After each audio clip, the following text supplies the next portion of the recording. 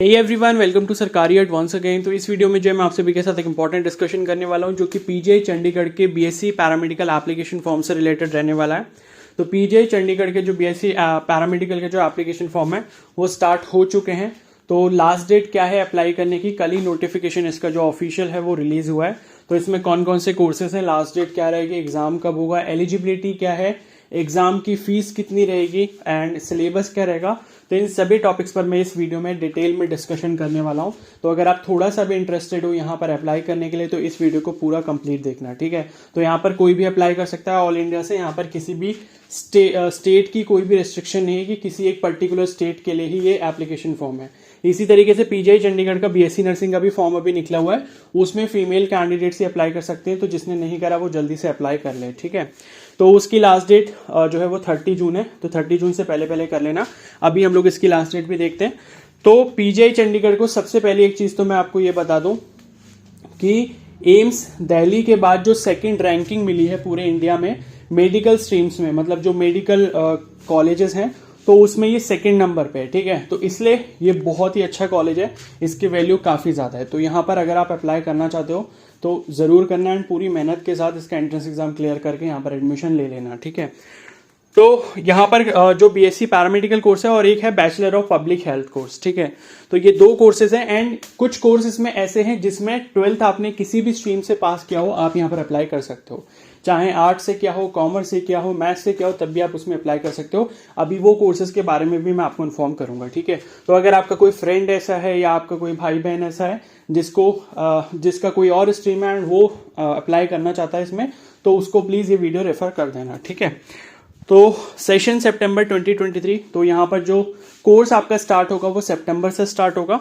And दूसरी important चीज कि अगर आप इस चैनल पर नए हो तो जरूर सब्सक्राइब कर लेना सो दैट कि इससे रिलेटेड जो भी फ्यूचर में अपडेट्स होंगे वो आपको इस चैनल पर मिलते रहेंगे, ठीक है। ओके, तो पहले हम इसके स्केड्यूल की बात कर लेते हैं। तो 12 जून 2023 यानी कि कल इसका ऑफिशियल नोटिफिकेशन आया था और इसके एप्लीकेशन फॉर्म भी कल से स्टार्ट हो चुके हैं। अप्लाई कैसे करना होगा वीडियो के एंड में मैं आपको बता दूंगा कि कैसे अप्लाई करना है, ठीक है। और एप्लीकेशन फॉर्म जो है वो कब क्लोज होगा, 10 जुलाई 2023, ठीक है। तो 10 जुलाई 2023 इसकी लास्ट डेट रहने वाली है और 13 जुलाई से 14 जुलाई का जो टाइम है वो फॉर्म को एडिट करने के लिए दिया जाएगा। साथ ही साथ उन कैंडिडेट्स को 12th की मार्कशीट अपलोड करने के लिए दिया जाएगा जिनका 12th का रिजल्ट अभी 2023 में आना है या अभी तक नहीं आया है, ठीक है। तो उनके लिए ये टाइम दिया गया है। बाकी 11 अगस्त को जो है इसका एंट्रेंस एग्जाम होगा सीबीटी मोड में, यानी कि ऑनलाइन एग्जाम आपका कंडक्ट करवाया जाएगा। अभी एग्जाम सेंटर्स भी देखेंगे हम लोग कहाँ इसके एग्जाम सेंटर्स हैं, ठीक है। और उसके बाद 18 अगस्त को जो है इसका रिजल्ट आ जाएगा, मतलब एक हफ्ते बाद। और फर्स्ट काउंसलिंग जो है वो आपकी 28 अगस्त को होगी, ठीक है। और फिजिकल काउंसलिंग होती है यहाँ पर, ऑनलाइन काउंसलिंग नहीं होगी। तो जब आप काउंसलिंग के लिए जाओगे तो आपको चंडीगढ़ ट्रैवल करके जाना होगा, ठीक है। एग्जाम देने भले ही आप किसी और जगह पर जा सकते हो जो इनके सेंटर्स होंगे, लेकिन काउंसलिंग के लिए आपको पीजीआई चंडीगढ़ जाना ही पड़ेगा, ठीक है। तो इस चीज का ध्यान रखना। अब फॉर्म की फीस की बात कर लेते हैं। तो जनरल, ओबीसी और स्पॉन्सर्ड कैटेगरी के जो कैंडिडेट्स हैं उनके लिए 1500 प्लस ट्रांजैक्शन चार्जेस हैं। दूसरी चीज, जो एससी और एसटी कैटेगरी के कैंडिडेट्स हैं उनके लिए 1200 प्लस ट्रांजैक्शन चार्जेस है, ठीक है। और जो पीडब्ल्यूबीडी कैटेगरी के कैंडिडेट्स हैं उनके लिए कोई भी यहाँ पर चार्जेस नहीं है, उनको कोई भी फीस पे नहीं करनी होगी, क्लियर है। तो ये चीज हो गई। और उसके बाद ऑनलाइन आप पेमेंट करना। एंड एक चीज ध्यान से सुन लो, यूपीआई से पेमेंट मत करना, यूपीआई से पेमेंट फेल हो जाती है। तो क्रेडिट या डेबिट कार्ड का यूज करके ही पेमेंट आप करना, क्लियर है। अब आगे चलते हैं, कोर्सेज की बात कर लेते हैं, कौन कौन से कोर्सेज हैं। तो पहला कोर्स है bachelor in medical laboratory science, BMLS, जो कि लगभग आपका बीएमएलटी जैसा ही होता है, ठीक है। बस उसका थोड़ा नाम चेंज करते हैं, थोड़ा बहुत हो सकता है कि सब्जेक्ट चेंज हो। तो ये लैबोरेटरी जो बीएमएलटी होता है वो हो गया, उसी तरीके से बीएमएलएस है। तो ये 4 साल का आपका कोर्स रहेगा। उसी तरीके से आपका बीएमआरआईटी कोर्स होता है, medical radiology and imaging technology, ठीक है। तो इसमें आपकी जो एज है वो 17 से 25 साल होनी चाहिए। राइट साइड में आप देख सकते हो लिखा है। और 1 सितंबर 2023 के अकॉर्डिंग सारी एज आपकी कैलकुलेट की जाएंगी, ठीक है। उसके बाद नेक्स्ट कोर्स है बीएससी इन रेडियोथेरेपी टेक्नोलॉजी, जो कि आपका 3.5 साल का कोर्स है। और है BSc in operation theatre technology, BOTTB जिसे शॉर्ट में बोलते हैं। तो ये दोनों काफी अच्छे कोर्सेज हैं, ठीक है।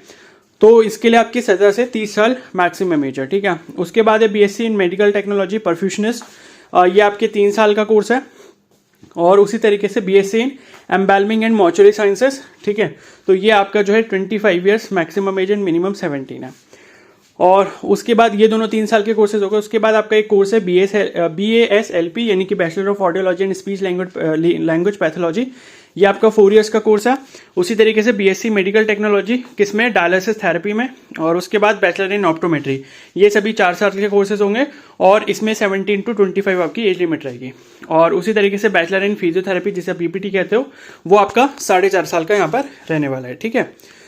और उसके बाद है एक नया कोर्स यहाँ पर, मतलब नया क्या, मतलब मैं पहली बार मैंने इसके बारे में पढ़ा है यहाँ पर। तो BSc in medical animation and audio visual creation, तो ये मेरे को थोड़ा सा हटके कोर्स लगा।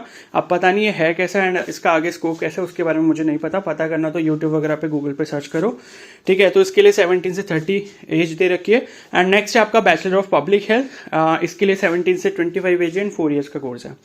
अब आगे चलते हैं, यहाँ पर कुछ कॉलेज की इन्फॉर्मेशन दी गई है, ठीक है, और हम लोग आगे चलते हैं। अब यहाँ बात करेंगे एलिजिबिलिटी की, क्लियर है। तो जनरल एडमिशन रिक्वायरमेंट्स में एलिजिबिलिटी क्या क्या है वो देख लेते हैं। The candidates who are appearing in 10+2 examination in April में 2023 कैन ऑल्सो अप्लाई, ये मैंने ऑलरेडी बता दिया है, ठीक है। लेकिन आपको 12th की मार्कशीट जो है 13 से 14 जुलाई के बीच में अपलोड करनी होगी कैसे भी, ओके। और दूसरी चीज़ ये लिखी है कि जो BMLS कोर्स है आपका, bachelor in medical laboratory science, उसके लिए एलिजिबिलिटी देख लो। तो 10+2 आपने जो है बायोलॉजी के साथ पास किया हो, या फिर आपके पास वोकेशनल कोर्स हो MLS या फिर MLT में, तब भी आप यहाँ अप्लाई कर सकते हो विद मिनिमम 50% एग्रीगेट मार्क्स, ठीक है। या फिर 10+2 जो आपने MLT में करा हो, मतलब वोकेशनल सब्जेक्ट आपने MLT का लिया हो, या फिर आपके पास 3 इयर्स का डिप्लोमा हो मेडिकल लैब टेक्नोलॉजी में, तब आप यहाँ पर एलिजिबल रहने वाले हो, ठीक है। बाकी स्पॉन्सर्ड कैंडिडेट के लिए इसका हमसे मतलब नहीं है, क्योंकि जो कैंडिडेट्स को स्पॉन्सर किया जाता है उन्हें खुद ही पता होता है कि उन्हें स्पॉन्सर क्यों किया गया, ठीक है। तो अभी इनको छोड़ते हैं हम लोग, वरना जो वीडियो फालतू की लंबी हो जाएगी। और उसके बाद है next course medical radiology and imaging technology, BMRIT जिसे कहेंगे। तो 10+2 science group, that is physics chemistry and biology pass और इट्स इक्विवेलेंट एग्जामिनेशन, ठीक है। तो फिजिक्स केमिस्ट्री बायोलॉजी आपके पास 12th में होना चाहिए इस कोर्स को करने के लिए। एंड दूसरा जो लिखा है कि या तो आपके पास 2.5 इयर्स का डिप्लोमा हो इसी कोर्स में, ओके। और बाकी जो है NIOS से अगर आपने 12th पास करा है तब भी आप यहाँ पर एलिजिबल रहोगे, ठीक है। तो यहाँ लिखा है कि PCB होना चाहिए आपके पास और साथ में कोई लैंग्वेज होनी चाहिए, वो तो हो गई, ठीक है, हो गया। फिर नेक्स्ट चलते हैं, फिर ये रेडियोथेरेपी के बारे में दिया हुआ है, ठीक है। तो मैं यहाँ पर एक चीज़ ऊपर से बता देता हूँ, क्योंकि हर कोर्स के बारे में हम लोग पढ़ेंगे तो काफ़ी ज़्यादा डिटेल में हो जाएगा ये। तो एक चीज़ ध्यान रखना कि 12th से जितने PCB वाले कैंडिडेट्स हैं वो तो हर किसी पैरामेडिकल कोर्स के लिए अप्लाई कर सकते हैं, लेकिन मैं वो कोर्सेज बता देता हूँ जिस कोर्स में सभी कैंडिडेट्स अप्लाई कर सकते हैं, भले ही आप कॉमर्स से हो या फिर क्या बोलते हैं, मतलब साइंस, मतलब मैथ्स स्ट्रीम से हो, ठीक है। तो अभी मैं दिखा देता हूँ वो कौन सा कोर्स था, ठीक है, मैंने देखा है वो वाला कोर्स। ये फिजिक्स केमिस्ट्री हो गया, और उसके बाद जो है हाँ, एक तो ये वाला कोर्स है, जो ये वाला कोर्स लिखा है bachelor of audiology and speech language pathology, BASLP। तो ये वाले में लिखा है should have studied physics chemistry and any of the following, that is biology, computer, mathematics, science, statistics, electronics, psychology, ठीक है। तो यहाँ पर मैथ्स और बायो दोनों ही एलिजिबल रहेंगे। और उसके बाद जो है नेक्स्ट वाला जो कोर्स है डायलिसिस थेरेपी वाला, इसमें भी फिजिक्स केमिस्ट्री, मैथमेटिक्स या बायोलॉजी दोनों ही कैंडिडेट्स एलिजिबल हैं, ठीक है। उसके बाद नेक्स्ट वाला जो कोर्स है बैचलर ऑफ ऑप्टोमेट्री, इसमें भी मैथ्स बायो दोनों एलिजिबल रहेंगे। और इसके बाद फिजियोथेरेपी है, इसमें सिर्फ बायोलॉजी वाले कैंडिडेट्स एलिजिबल हैं। और नेक्स्ट है BPH, ठीक है। तो इसमें ये लिखा है देखो 10+2 और equivalent certificate from recognised board या यूनिवर्सिटी। यहाँ पर आपको कोई भी ऐसी नीड नहीं है कि आप बायोलॉजी स्ट्रीम से होने चाहिए या फिर मैथमेटिक्स स्ट्रीम से होने चाहिए, कोई भी स्ट्रीम चलेगा, बस 10+2 आपका पास होना चाहिए, क्लियर है। तो इस चीज़ का ध्यान रखना। या फिर आपने क्या करा है, ANM किया हुआ है, ठीक है, या मेल हेल्थ वर्कर थे, फीमेल हेल्थ वर्कर थे, तो वो कैंडिडेट्स भी यहाँ पर अप्लाई कर सकते हैं। और उसके बाद नेक्स्ट एक कोर्स जो है जो कि है BSc medical animation and audio visual creation, यहाँ पर भी सेम चीज़ है, 10+2 आपने किसी भी स्ट्रीम से किया हो आप यहाँ पर एलिजिबल रहोगे, ठीक है। अभी ये स्पॉन्सर्ड कैंडिडेट्स है, इसको छोड़ते हैं हम लोग और आगे चलते हैं नंबर ऑफ सीट्स के बारे में, ठीक है। तो पहला जो कोर्स है BMLS, उसकी 23 टोटल सीट्स हैं, बाकी कैटेगरी वाइज अपने आप देख लेना। और उसके बाद है BMRIT जो कोर्स है उसकी 17 टोटल सीट्स हैं। फिर BSc रेडियोथेरेपी की 7 सीट्स हैं, ऑपरेशन थिएटर की 6 सीट्स हैं, फिर परफ्यूशनिस्ट की जो है 4 सीट्स हैं, और 6 सीट्स जो है वो आपकी मॉर्चुरी साइंस की हैं, ठीक है। ये मॉर्चुरी साइंस वाला भी थोड़ा हटके कोर्स है। एंड उसके बाद जो है क्या बोलते हैं, हाँ इसमें एक और चीज़ है, ये जो विदाउट स्टाइपेंड करके लिखा हुआ है, ठीक है, तो इसमें कुछ ऐसी सीट्स हैं जिसमें क्या होगा कि अगर वो वाली सीट के लिए आप ऑप्ट करते हो तो उस केस में क्या होगा, जब आपकी इंटर्नशिप होगी तो आपको स्टाइपेंड नहीं मिलेगा। ठीक है, जैसे ये सेकंड वाला कोर्स जो लिखा है BMRIT वाला, इसमें ये लिखा है कि seats below the line are without stipend. ठीक है, तो इसके आगे देखो 17 सीटें लिखी हैं टोटल, तो ऊपर जो लाइन के यानी कि 533 कैटेगरी वाइज जो लिखी हैं वो वाली सीट्स आपकी स्टाइपेंड वाली हैं, नीचे जो लिखे हैं 411 करके वो आपकी विदाउट स्टाइपेंड है। उसी तरीके से आगे और भी कोर्सेज हैं जो कि विदाउट स्टाइपेंड लिखे हैं, तो उसका मतलब है कि उसमें स्टाइपेंड नहीं मिलेगा। क्लियर है। और ये देखो लास्ट में 11th और 12th कोर्स, 11th वाला कोर्स लिखा हुआ है, जैसे BPH वाला जो कोर्स है उसमें लिखा है 10+2 एनी स्ट्रीम, और 12th वाले कोर्स में भी ये लिखा हुआ है 10+2 और इक्विवेलेंट। ठीक है, तो इन दोनों कोर्सेज के लिए कोई भी स्ट्रीम का कैंडिडेट अप्लाई कर सकता है। तो यहाँ पर हमारी एलिजिबिलिटी की बात खत्म होती है। अब और कुछ इंपॉर्टेंट चीजें हम लोग डिस्कस कर लेते हैं। ठीक है, ये रिजर्वेशन का क्राइटेरिया है और ये अभी हमारे काम का नहीं है। ठीक है, हमने सीट्स देख ली हैं। अब बात करते हैं एंट्रेंस एग्जाम की। तो एंट्रेंस एग्जाम आपका होगा 11 अगस्त 2023 को। इसी का जो BSc नर्सिंग वाला एंट्रेंस एग्जाम होगा वो होगा 4 अगस्त को। तो दोनों के बीच में एक हफ्ते का डिफरेंस है। तो अगर जिसने BSc नर्सिंग के लिए अप्लाई करा है वो BSc पैरामेडिकल के लिए भी कर सकता है, कोई प्रॉब्लम नहीं है। अच्छी बात है, जितनी अपॉर्चुनिटीज अपने लिए क्रिएट करोगे उतना ज्यादा सही रहेगा। ठीक है, तो 11 अगस्त 2023 को आपका CV2 मोड में एंट्रेंस एग्जाम कंडक्ट होगा। 90 मिनट्स का रहेगा, यानी कि 1.5 आवर। ठीक है, सभी कोर्सेज के लिए जितने भी कोर्सेज है उन सभी का एग्जाम 1.5 घंटे का रहेगा और 11 अगस्त को ही होगा।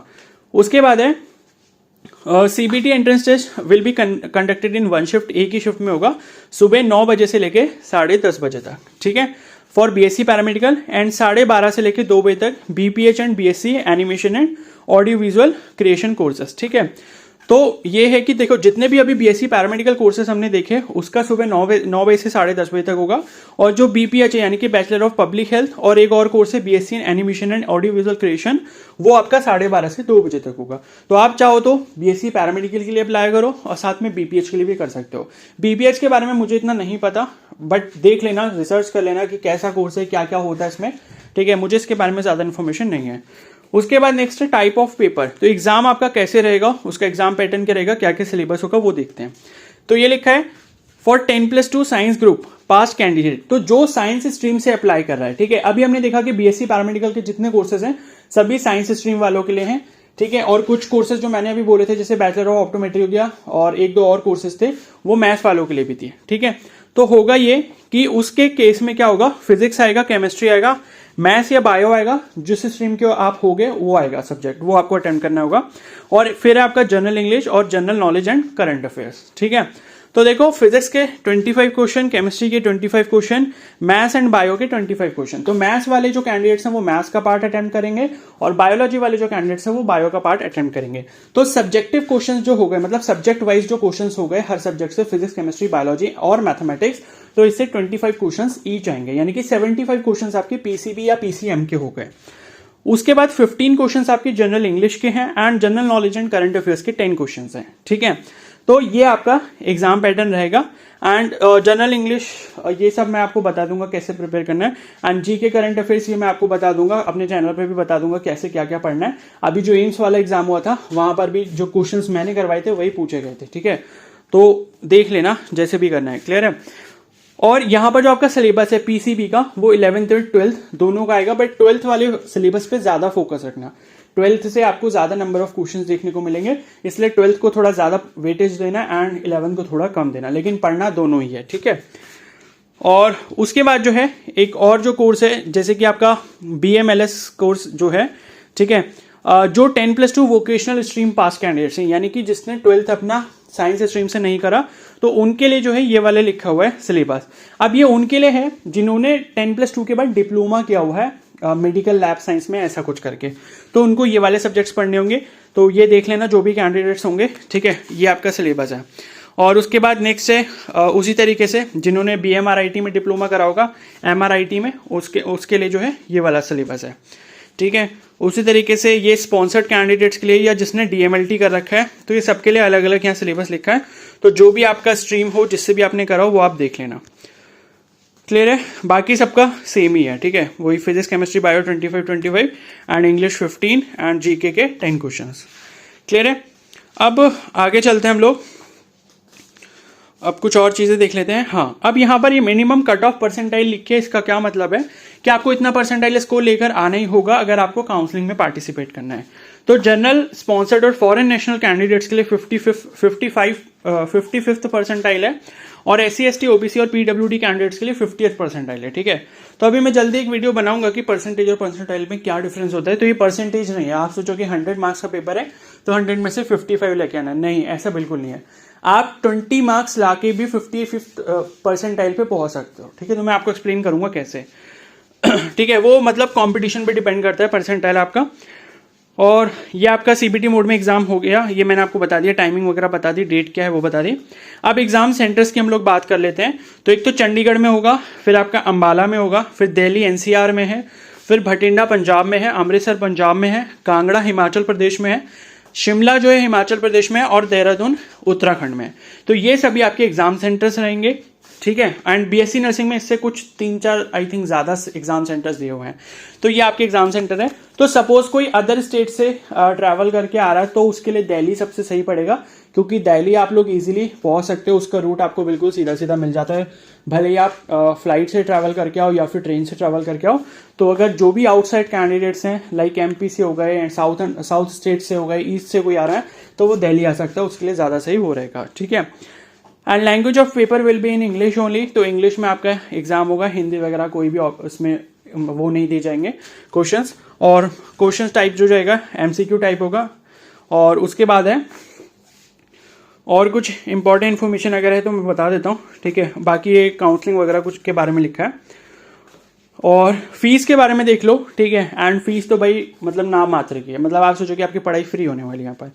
ठीक है, तो ये लिखा हुआ है the following dues are payable to the institute by the candidates admitted to the paramedical courses. तो ये फीस है आपकी। Registration fee 200, tuition fee 250 per annum. ठीक है, तो ट्यूशन फीस आप सोच सकते हो 250 रुपये एक साल की। क्लियर है, आजकल 250 रुपये में एक महीने की ट्यूशन भी नहीं होती है हमारी एक सब्जेक्ट की, और यहाँ पर आपको पूरा कोर्स पढ़ाया जाएगा 250 रुपये के अंदर। तो सोचो कितने मतलब बहुत ही अच्छी चीज़ है यहाँ पर। ठीक है, तो अगर आपका एडमिशन हो जाता है। फिर उसके बाद लैबोरेटरी फी 120 है, अमालगमेटेड फंड जो है 120 पर एनम है, एक साल की फीस है। ठीक है, सिक्योरिटी फीस 300 रुपीज़ है, लाइब्रेरी फीस 40 रुपीज़ है, और फिर सेमेस्टर एग्जामिनेशन फीस 1000 रुपये एक सेमेस्टर का, और कंपार्टमेंट फी जो है वो 500 रुपीज़ ईच पेपर। ठीक है, तो अगर एक साल की आप लगभग बात करो फीस की, तो 1000 रुपये जो है एक सेमेस्टर का जो है वो आपका एग्जाम फी है, और बाकी 1000 रुपये ऊपर वाली फीस लगा लो, तो 2000 रुपये के अंदर अंदर पैरामेडिकल का एक साल आपका निकल जाएगा। ठीक है, यानी कि 8000 में पूरे 4 साल का कोर्स यहाँ पर होने वाला है। तो सोच लो फिर किस तरीके से प्रिपरेशन भी आपको करनी पड़ेगी। ठीक है, और हॉस्टल वगैरह के बारे में यहाँ पर कुछ मेंशन किया नहीं है, तो आई एम नॉट श्योर कि हॉस्टल वगैरह का कुछ यहाँ पर सीन है। BSc नर्सिंग वाले उसमें ब्रोशर में तो आई थिंक दिया हुआ था, इसमें पता नहीं, एक बार प्रोस्पेक्टस डाउनलोड करके खुद से एक बार चेक कर लेना। बाकी मैं एक बार यहाँ पर PDF में सर्च कर लेता हूँ कोई हॉस्टल के बारे में इन्फॉर्मेशन दिए तो। ठीक है, लिखा तो है यहाँ पर कुछ। ठीक है, तो ये लिखा हुआ है इसमें 4th लाइन में, huge complex for water sports situated in the immediate vicinity of the men's hostel is functional. पता नहीं मेंस हॉस्टल लिखा तो यहाँ पर, बट उसके बारे में कोई इन्फॉर्मेशन दी नहीं है, ना फीस वगैरह कुछ दिया, तो अभी मैं इसके लिए श्योर नहीं हूँ। ठीक है, तो कोई नहीं, अभी एग्जाम की प्रिपरेशन करो, एग्जाम अच्छे से दो, पहले क्लियर तो करो, फिर सोचा जाएगा कि हॉस्टल है नहीं है, या फिर लेना है नहीं लेना है। ठीक है, बस यही ध्यान रखना। ओके, एंड बाकी जो भी इंपॉर्टेंट कुछ इन्फॉर्मेशन इसके आगे रहेगी वो मैं आपको बता दूंगा, तो उसकी टेंशन मत लेना, बस चैनल को सब्सक्राइब कर लेना एंड बेल आइकन को प्रेस कर लेना। तो अभी इस वीडियो को मैं यहीं पर एंड कर रहा हूँ, एंड बाकी मैं अभी बीच में जो है प्रिपरेशन टिप्स से रिलेटेड वीडियो बना दूंगा कि लाइक आपको प्रिपरेशन किस तरीके से करनी चाहिए, किस चैप्टर पे, किस टॉपिक पे, किस सब्जेक्ट पे ज़्यादा फोकस करना चाहिए, एंड साथ ही साथ जीके एंड करंट अफेयर्स हम लोग कर लेंगे अच्छे से, सो दैट कि जीके करंट अफेयर्स से आपका कोई भी क्वेश्चन मिस ना हो। ठीक है, तो अभी एम्स वाली जितनी वीडियोज़ मैंने डाली थी वो सबके ही काम आई। ठीक है, तो जो भी करंट अफेयर्स के उससे जीके के क्वेश्चंस थे वो सभी उन्हीं वीडियो से आए हुए थे, अगर किसी ने उनको अच्छे से देखा था। ओके, तो अब इस वीडियो को यहीं पर एंड करता हूँ। बाकी कोई डाउट हो, हाँ एक चीज़ और मोस्ट इंपॉर्टेंट तो बताना भूल गया, जो मैंने स्टार्टिंग में बोली थी कि एप्लीकेशन फॉर्म के लिए अप्लाई कैसे करना है। ठीक है, तो PGI की ऑफिशियल वेबसाइट पे जाना है। वैसे क्या कर रहा हूँ मैं, एक वीडियो का लिंक कमेंट सेक्शन में पिन कर रहा हूँ, जो PGI चंडीगढ़ के BSc नर्सिंग फॉर्म के लिए थी, यानी कि BSc नर्सिंग के लिए अप्लाई कैसे करना है। ठीक है, तो बीएससी नर्सिंग वाली वीडियो देख लेना, आपको पता लग जाएगा कि लिंक कहां से मिलेगा, उसके बाद का आगे का प्रोसेस कैसे करना होगा। बस वो वीडियो एक बार अपने आप देख लोगे, आपको सारी चीजें समझ आ जाएंगी। और जो आपका नोटिफिकेशन का लिंक होगा ना, वो 12 जून 2023 की डेट के आगे लिखा होगा, बस इस चीज को ध्यान रखना। तो उस वीडियो को जाके चेकआउट कर लो, तो आपको समझ आ जाएगा। बाकी मैं अलग से इस पर वीडियो नहीं बना रहा कि फॉर्म कैसे फिल करना है, ठीक है। बाकी कोई हेल्प चाहिए हो तो मेरे को इंस्टाग्राम पे भी मैसेज कर सकते हो, इंस्टाग्राम का भी लिंक आपको कमेंट सेक्शन में मिल जाएगा, ठीक है। तो अभी इस वीडियो को यहीं पर एंड कर लेते हैं। अगर ये वीडियो थोड़ी सी भी हेल्पफुल लगी तो प्लीज इसको जरूर लाइक कर देना, एंड चैनल पर नए तो सब्सक्राइब कर लो। और कोई डाउट हो तो मुझे कमेंट सेक्शन में बता सकते हो। Okay, so thank you and have a nice day.